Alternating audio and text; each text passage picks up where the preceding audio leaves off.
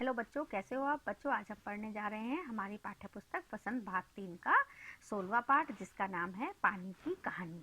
और इस पाठ को जिन्होंने लिखा है वो है रामचंद्र तिवारी जी। रामचंद्र तिवारी जी ने इस पाठ को लिखा है। प्यारा सा पाठ है, पानी के ऊपर है। पानी की पूरी कहानी इस पाठ के माध्यम से उन्होंने हमें बताई है।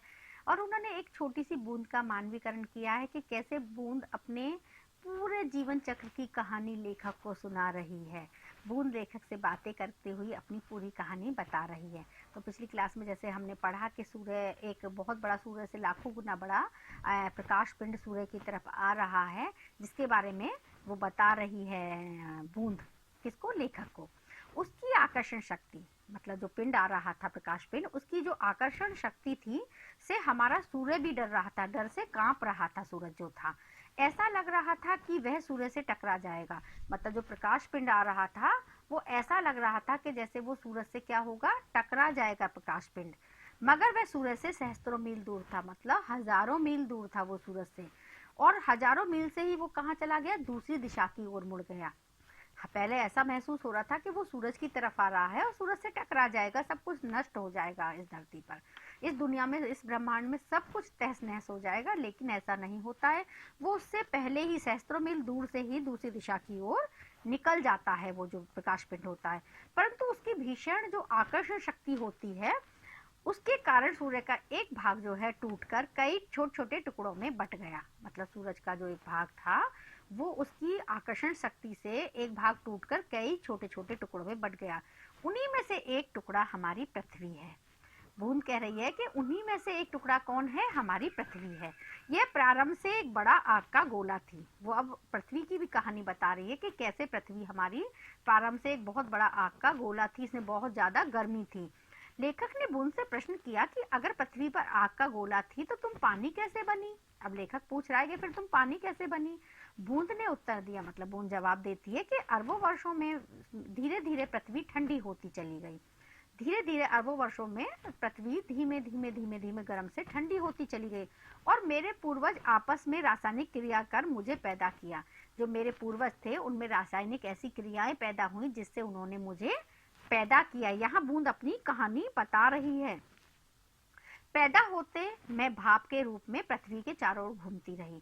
पहले जब मैं पैदा हुई तो मैं किसके रूप में घूमी? भाप के रूप में पूरी पृथ्वी को के चारों तरफ घूमने लगी। फिर धीरे धीरे ठोस, यानी एक सख्त ठोस बर्फ में बदल गई। फिर मैं क्या बन गई? भाप से बर्फ में बदल जाती हूँ। फिर लाखों वर्षों बाद सूर्य की किरणें पड़ी मेरे ऊपर। जब सूरज के धूप, बर्फ के ऊपर सूर्य की किरणें पड़ती हैं तो वो पिघलने लगती है बर्फ भी। तो वो गर्म जल धारा से मिलने के कारण मैं पानी में परिवर्तित समुद्र में पहुंच गई। वो कहती है बूंद कि जब उस पर सूरज की किरणें पड़ी तो गर्म होने से पानी बना।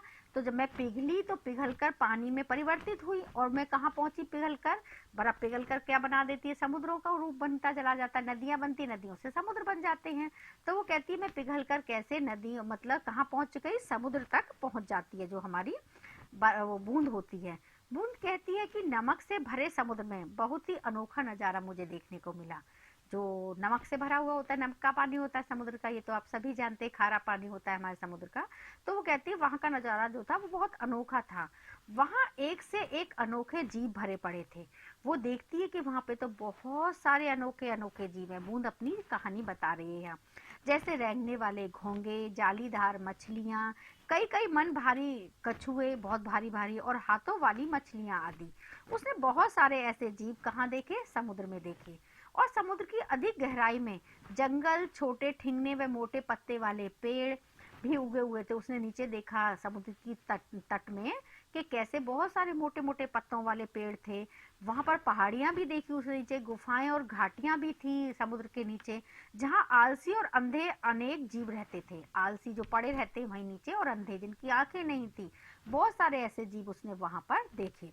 बूंद लेखक को बताती है कि समुद्र के अंदर से बाहर आना भी आसान काम नहीं है। वो कहती है कि ये कोई आसान काम नहीं है समुद्र से बाहर आना। कैसे वो समुद्र से बाहर आई है वो उसके बारे में बताती है कि उसने समुद्र से बाहर आने के लिए कई कोशिशें की, तब जाकर वो कहीं समुद्र से बाहर आ पाई है। ये भी कोई आसान बात नहीं है। कभी चट्टानों में घुसकर बाहर निकलने की कोशिश की मैंने, कभी धरती के अंदर ही अंदर किसी सुरक्षित जगह से बाहर निकलने की कोशिश की। आपने देखा है ना कि पानी कभी झरनों के माध्यम से समुद्र, दो घाटियों के बीच से निकलता है। नदियां कहाँ से निकलती हैं? सब घाटियों से ही तो निकलती हैं। तो ये उस पानी की कहानी बूंद के माध्यम से हमें पता चल रही है कि किस तरह से पानी निकलने का प्रयास करता है। आपने देखा होगा झर्रे हैं, पहाड़ियों के घाटियों के बीच से आपने झरनों को बहते देखा होगा, लेकिन आपको पता नहीं चलेगा इन घाटियों के बीच से पानी आ कहाँ से रहा है, वो स्थान हमें पता नहीं चलता है। और आपने जैसे कहते ना कि गंगा गौमुख से निकलती है, तो बर्फ पिघलकर कैसे कहाँ से आ रही है उसका मेन स्थान हमें दिखाई नहीं देता।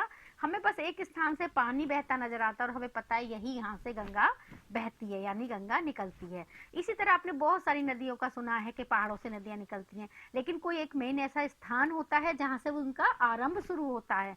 तो वो आरंभ की कहानी वो यही बूंदों के माध्यम से बता रहे हैं, पानी की कहानी, कि कैसे वो कहती है कि मैं जगह जगह से कोशिश की, मैंने समुद्र से निकलना भी आसान नहीं था, पहाड़ों से जगह जगह मैंने सुरक्षित स्थान ढूंढे, निकलने की कोशिश की, तब जाके वो कहीं उसके ऐसी तमाम कोशिशों के बाद अंततः ज्वालामुखी के निकट पहुंच गई। ज्वालामुखी आपने देखा है आग का गोला होता है, लावा निकलता है जिसमें से। वो कहती है कि मैं कैसे कैसे करके कोशिशों के बाद अंततः आखिर में कहाँ पहुंची? ज्वालामुखी के पास पहुंच जाती है वो पानी की बूंद। ज्वालामुखी की गर्मी के कारण वह फिर से भाप बन के परिवर्तित हो जाती है। वो क्या, ज्वालामुखी में तो पहले से ही इतनी गर्मी होती है, तो उस गर्मी के कारण बूंद क्या कहती है, मैं फिर से आसमान में उड़ जाती हूँ भाप बन के, फिर बादल के रूप में परिवर्तित होकर दोबारा बरसकर जमीन पर आ गिरी। वो कहती है फिर से मैं दोबारा भाप बन के आसमान में बादल बनी, फिर बारिश हुई, फिर मैं जमीन पे आ गई। जमीन पर आने के पश्चात नदी के रूप में बहने लगी, वही जो मैंने आपको पहले बताया, फिर वो नदी के रूप में बनी। तभी नगर के पास एक नल द्वारा उसे खींच लिया गया। नल बनाए जाते हैं जो पानी खींचा जाता है पाइपलाइन से। महीनों तक नलों में घूमने के बाद फिर मैं महीनों तक नलों में घूमी, पानी में, पानी की पाइपलाइनों में। उसके बाद एक दिन नल के टूटे हिस्से से बाहर निकल आई। आपने देखा होगा बूंद बूंद बूंद बूंद टपकती रहती है जहाँ पे नलों से, और बेर के पेड़ के पास अटक गई। वहां से निकल के मैं पानी कहाँ इकट्ठा हो गया? बेर के पेड़ के पास आकर वो कह रही मैं वहां पर अटक गई। अब सुबह होने तक का इंतजार कर रही है। अब वो किसका इंतजार कर रही है? बेर के, और बेर के पेड़ से वो किस पे गिरी? बेर के पेड़ पे से वो लेखक के हाथ पे गिर गई है बूंद। तो वो कह रही है अब मैं दोबारा सुबह होने का इंतजार कर रही हूँ, सूरज निकलेगा, भाप बनूंगी, फिर आसमान में उड़ जाऊंगी, फिर बादल बनकर नीचे टपकूंगी, फिर बूंदों के रूप में नीचे आऊंगी, ताकि वह दोबारा भाप बन सके। और सूर्योदय होते ही ओस की बूंद धीरे धीरे घटी और देखते ही देखते लेखक की हथेली से गायब हो गई। मतलब अब बताया जा रहा है कि कैसे वो पानी भाप बना, भाप बन के फिर से बारिश बरसेगा, फिर से वो नीचे आएगा। तो वो कहानी हमें इस पाठ के माध्यम से लेखक ने समझाई है कि सूर्योदय के होते ही बूंद, ओस की जो बूंद थी वो एकदम धीरे धीरे घटती चली गई उसके हाथ से, और एकदम से उसकी हथेली से गायब हो गई। तो ये बहुत प्यारा सा ये पाठ था, पानी की कहानी, जिसमें लेखक ने एक पानी की छोटी सी बूंद का मानवीकरण करके हमें किस तरह पूरे पानी की कहानी समझाई कि कैसे पानी बनता है, पानी बनता कैसे है,